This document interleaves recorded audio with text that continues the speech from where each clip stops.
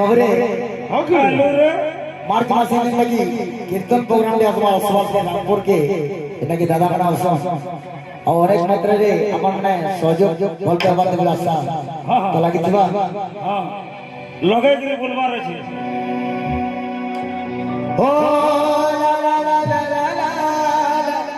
सुधी करके हां ला ला ला ला ला तो सुधी को